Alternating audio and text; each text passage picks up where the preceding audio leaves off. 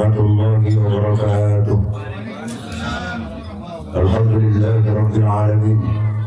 Wassalatu wassalamu ala sayyidil mursalin wa ala alihi wa ashabihi ajma'in. Wa rabbi shrah li sadri wa yassir li amri wahlul 'uqdatam min lisani yafqahu qawli. Qala la ilma lana illa ma 'allamtana innaka antal 'alimul hakim. Wa tub 'alaina innaka antat tawwabur rahim. Hadratul Mukarramin, Ahusudul Zikri yang kami muliakan Kiai Muslim Alim, segenap pengurus, segenap para asatidz dan jemaah majelis Qutbul Quran Al-Mubarakah yang semoga semuanya senantiasa dimuliakan oleh Allah Subhanahu wa Ta'ala, senantiasa disehatkan Allah, dimurahkan segala rezekinya dan dipanjangkan umurnya untuk beribadah kepada Allah Subhanahu wa Ta'ala. Puji dan puji syukur kepada Allah Subhanahu wa Ta'ala, pada malam hari ini kita dapat kembali melanjutkan rutinitas kita di majelis yang kita cintai. Semoga menjadi ibadah di sisi Allah.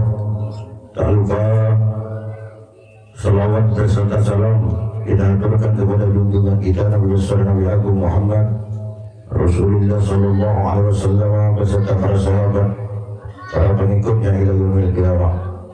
Alhamdulillah, pada malam hari ini kita berada di rumah Bapak Miski yang kebetulan pada malam hari ini tanpa terasa telah sampai 40 hari meninggalnya istri tercinta beliau, yaitu almarhumah Mutina binti Haji Murai.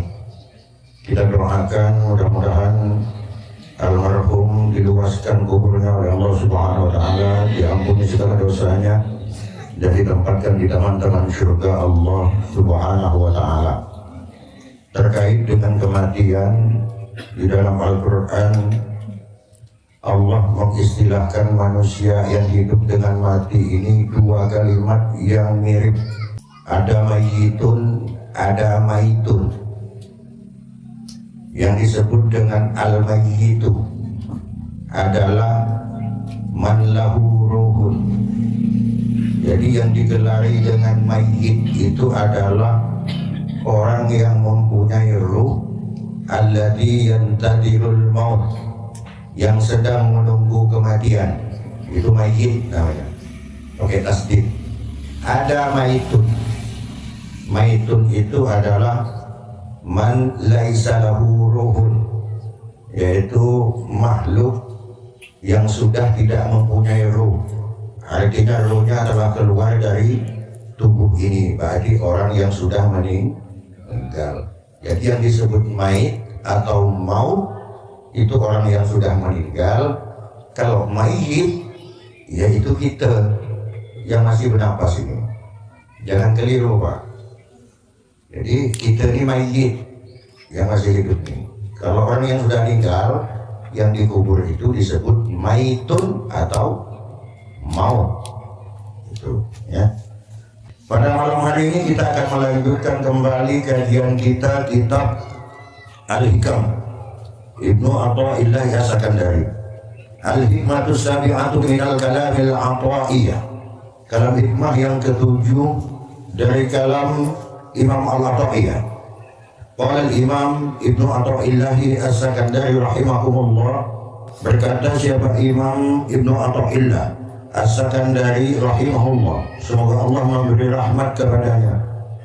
La yushakkikannaka bil wa'di adamu wuqu'il maw'udi wa in ta'ayyana zamanuhu li'alla yakuna dhalika qadhan fi basiratika wa ikhmadan li nuri sariratika. Janganlah membuat engkau ragu-ragu pada janji-janji Allah, karena tiada terjadi yang dijanjikan itu. Meskipun tertentu masa yang telah dijanjikan itu, agar yang demikian itu tidak merusak basirahmu atau mata hatimu dan memadamkan cahaya hati nuranimu atau sarirahmu. Uraian dari kalam hikmah yang ketujuh ini dijelaskan di dalam kitab ini.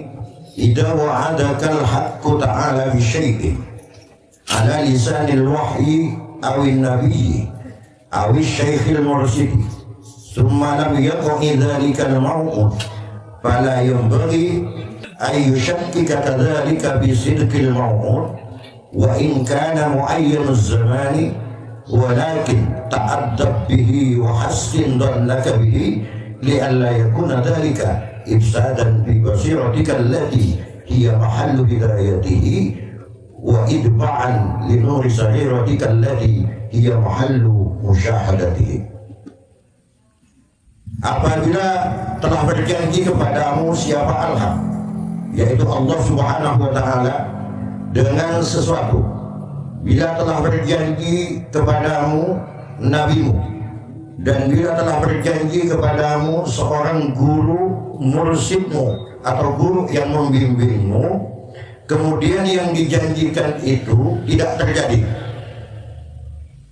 maka yang demikian itu jangan membuat kemudian kamu ragu-ragu pada kebenaran yang telah dijanjikan Allah itu, meskipun tertentu masanya, tapi tetaplah beradab dengan Allah, berbaik sangkalah kamu dengannya, agar basirahmu, mata hatimu, dan sarirahmu, mata hati nuranimu itu tidak padam cahayanya, karena musyahadah dan basirah itu adalah sesuatu yang sangat berharga bagi manusia.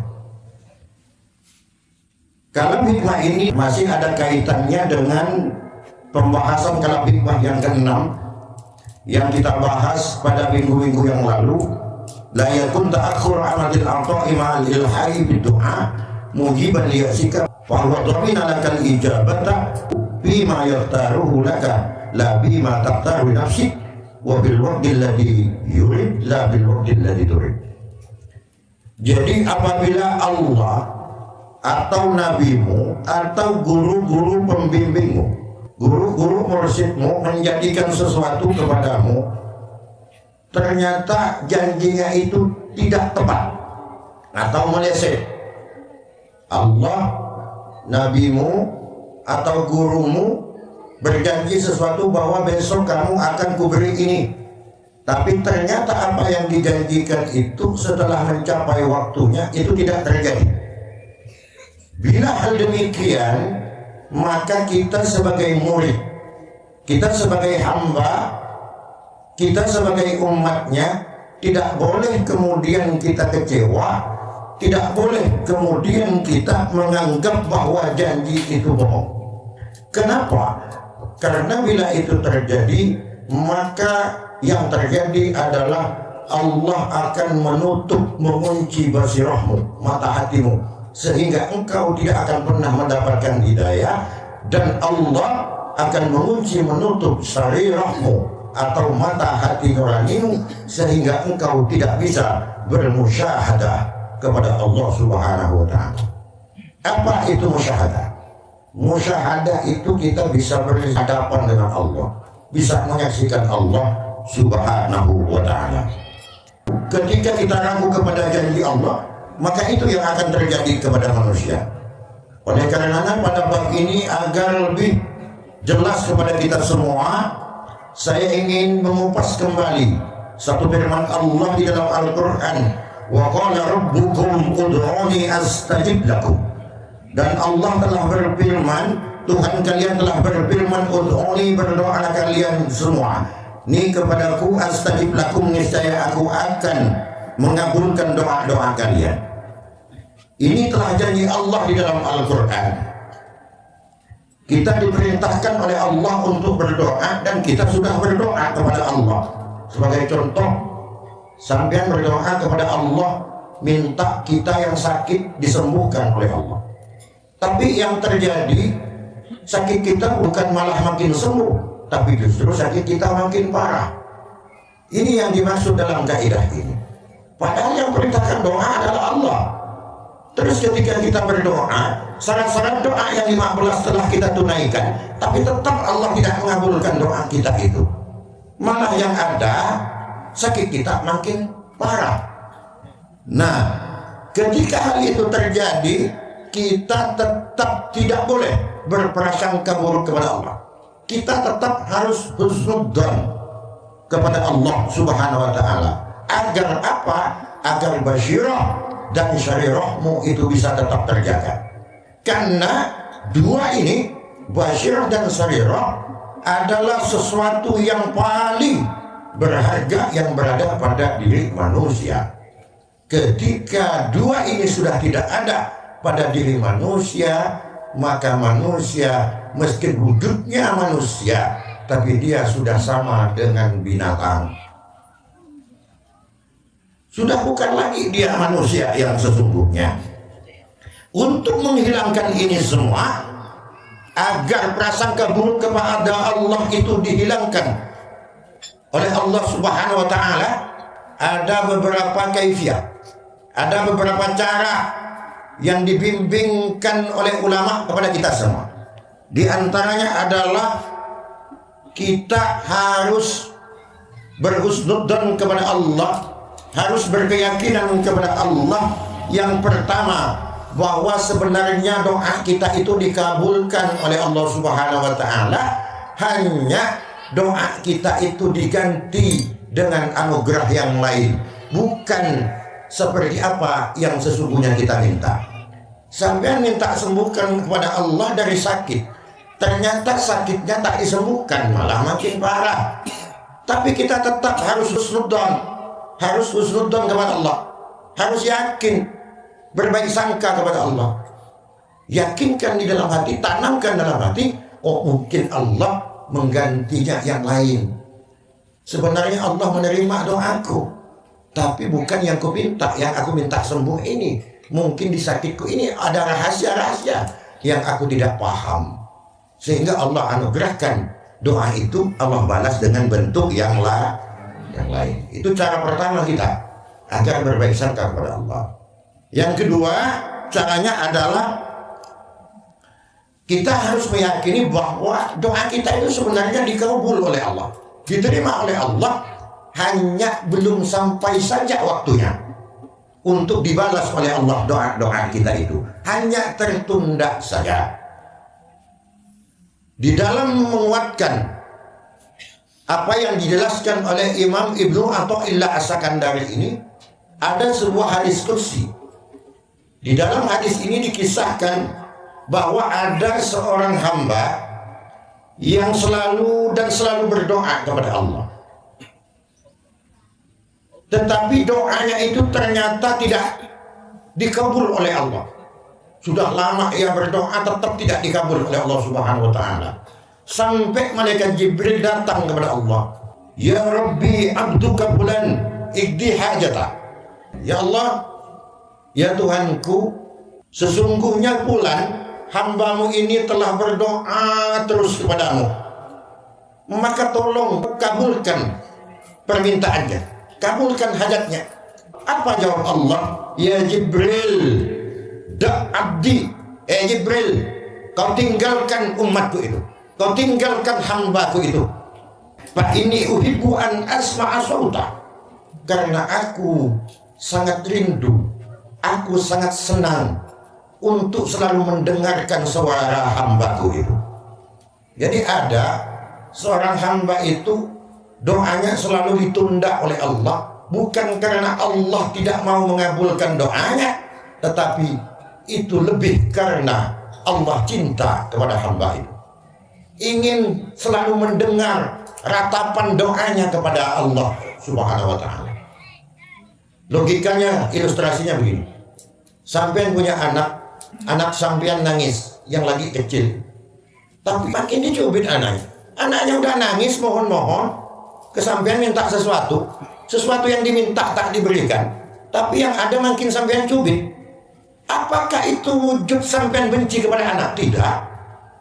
Tapi justru Anda semakin membiarkan anaknya menangis, bahkan sambil Anda cubit biar nangisnya makin menjadi-jadi. Itu disebabkan karena Anda terlalu senang mendengarkan tangisan anaknya. Lucu. Sama Allah seperti itu. Kalau Allah telah cinta kepada seorang hamba, maka cara Allah agar dia tetap bisa mendengar terhadap doa-doanya itu, yaitu dengan doanya ditunda. Karena di setiap lantunan doanya itu akan menjadi nilai ibadah di sisi Allah Subhanahu wa ta'ala. Jadi orang yang doanya tidak langsung dikabul Allah bukan berarti yang dibenci Allah. Begitupun orang yang doanya langsung dikabul Allah, diijabah Allah, itu bukan menandakan dia itu orang yang dicintai Allah. Bukan. Bisa saja Allah beranggapan ini yang dipinta oleh ini nih, aku tak suka dengan hamba ini, udah aku kasih saja biar cepat dia pergi. Bisa jadi. Nah, sebagai contoh saya akan kemukakan beberapa contoh di dalam Al-Quran. Yang pertama adalah kisah tentang Nabi Zakaria. Itu dijelaskan di dalam surat Maryam ayat 3 sampai ayat 6.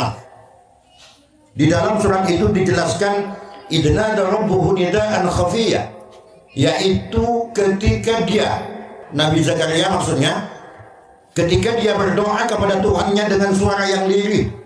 Qala rabbi inni wa hanal 'adbu minni wastaghala ar-ra'su syaiba wa lam akun bidu'aika rabbi syaqiyya. Dia, Nabi Zakaria berkata, wahai Tuhanku, sesungguhnya tulangku telah lemah, kepalaku telah dipenuhi uban, dan aku tidak pernah kecewa dalam berdoa kepadamu, wahai Tuhanku. Artinya setiap doa-doa Nabi Zakaria ini dikabulkan atau tidak oleh Allah, tidak kemudian dia berhenti berdoa. Dia tetap berdoa kepada Allah, tetap husnudzon kepada Allah Subhanahu wa ta'ala. Tetapi pada ayat ini Nabi Zakaria berdoa, wa inni khiftul mawaliya min wara'i wa kanat imra'ati aqira fa habli min ladunka waliya. Apa yang diminta Nabi Zakaria ini? Sesungguhnya aku khawatir terhadap keluargaku sepeninggalku, sedangkan istriku adalah orang yang mandul. Jadi rupanya istri Nabi Zakaria ini mandul, tak bisa hamil. Anugerahilah aku seorang anak dari sisimu. Yang diminta Nabi Zakaria, minta kepada Allah agar diberi keturunan dari istrinya yang sudah nyata-nyata mandul. Nah.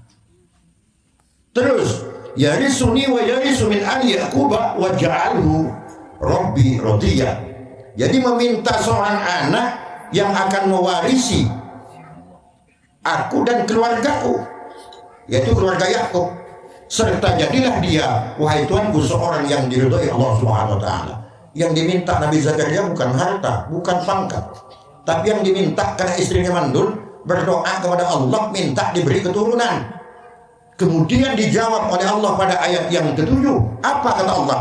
Ya Zakaria, inna nubashshiruka bi ghulamin ismuhu Yahya lam naj'al lahu min qablu samiyya.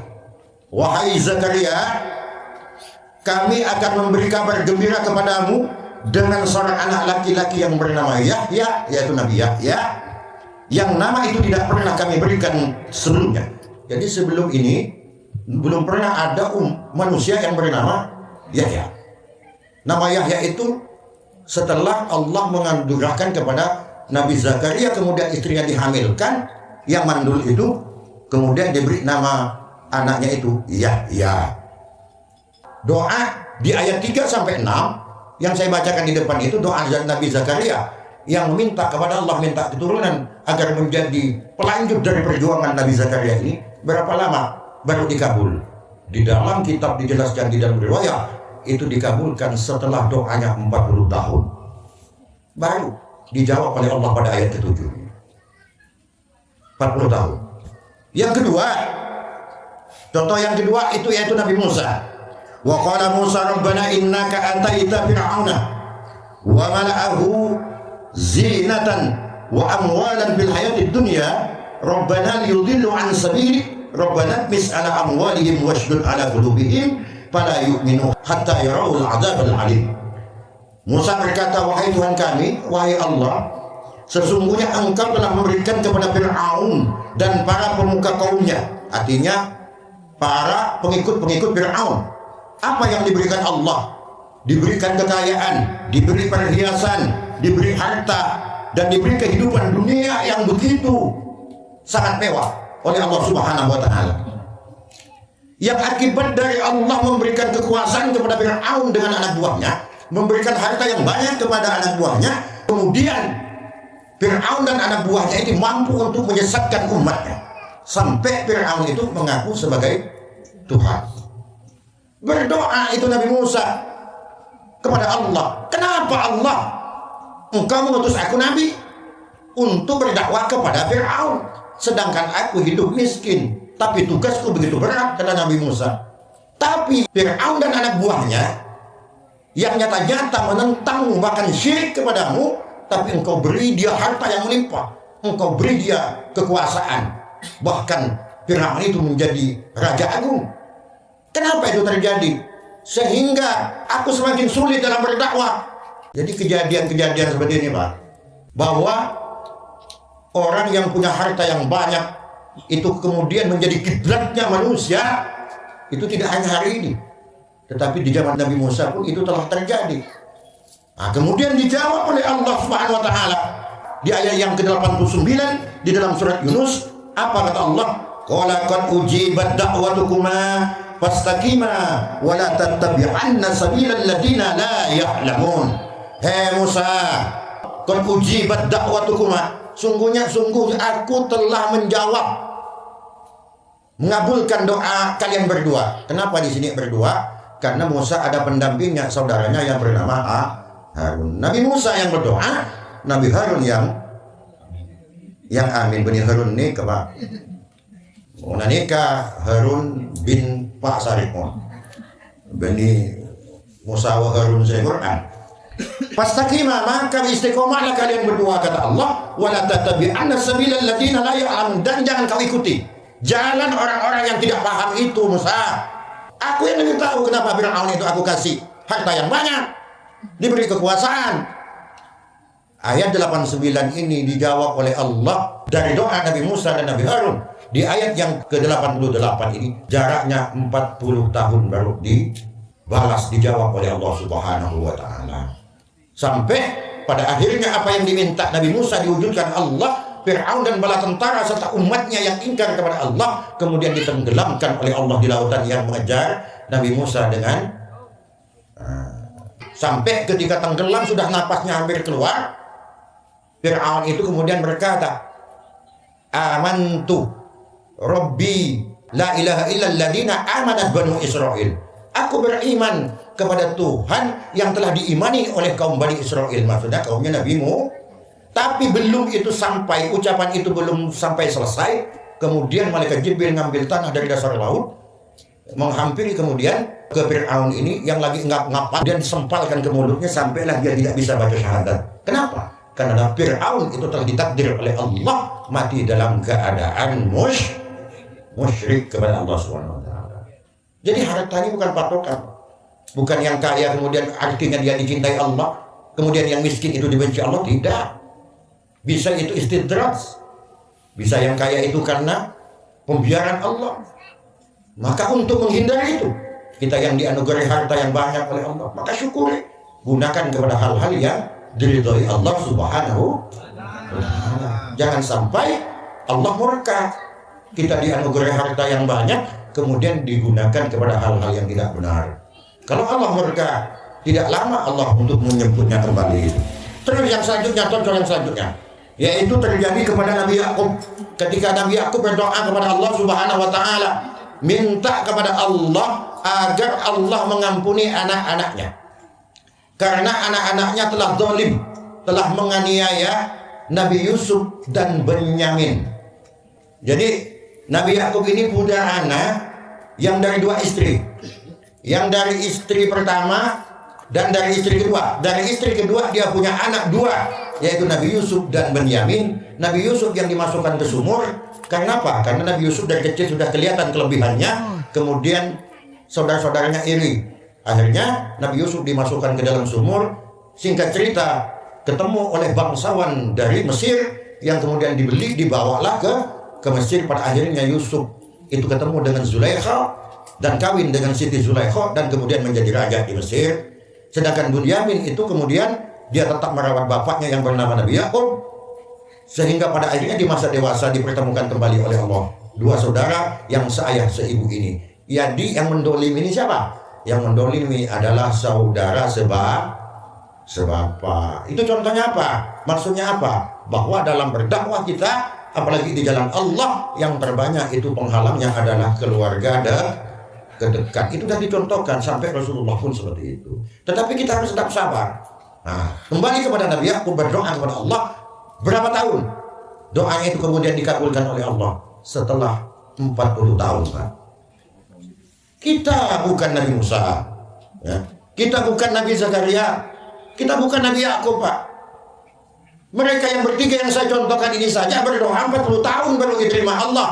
Kita yang hari-hari melakukan dosa, Nabi bukan, Syekh bukan, Waliullah bukan, hanya akan bukan kita. Berdoa kemudian langsung minta kabul kepada Allah. Sedangkan mereka yang disebut para nabi ini 40 tahun baru dikabul Allah, dan tetap sabar. Mereka tetap istiqomah, tetap bermunajat, bermohon kepada Allah Subhanahu wa ta'ala. Jadi ini artinya apa? Maksud saya yang harus kita lakukan adalah jangan pernah kita berputus asa bahwa rahmat Allah itu akan selalu datang kepada kita. Yakin itu. Tetap saja berdoa kepada Allah. Langsung dikabul, tak dikabul, itu terserah Allah. Yang penting kita tetap berdoa kepada Allah. Cara yang selanjutnya agar kita tidak suudzon kepada Allah, agar selalu berbaik sangka kepada Allah adalah kita yakinkan di dalam hati bahwa Allah yubaddilullahu al-matlub bisarfis su'i anidda. Yakinkan bahwa Allah mengabulkan doa kita itu, hanya saja diganti oleh Allah dengan Allah mengampuni perbuatan-perbuatan yang tidak baik kepada kita, menghindarkan kita dari bahaya. Contoh sampean punya anak dogel, nakal, suka minum-minuman, suka narkoba, suka kebut-kebutan dan sebagainya. Sampean berdoa kepada Allah, munajat terus, doa-doa, ya Allah, tolong anakku jadikan anak yang soleh-soleha, ya Allah. Hindarkan dia dari perbuatan yang nakal-nakal itu, ya Allah. Yang mabuk-mabukan itu, ya Allah.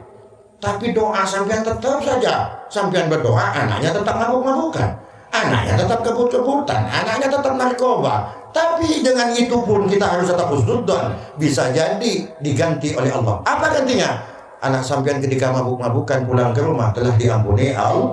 Berkat siapa? Berkat doa orang tuh.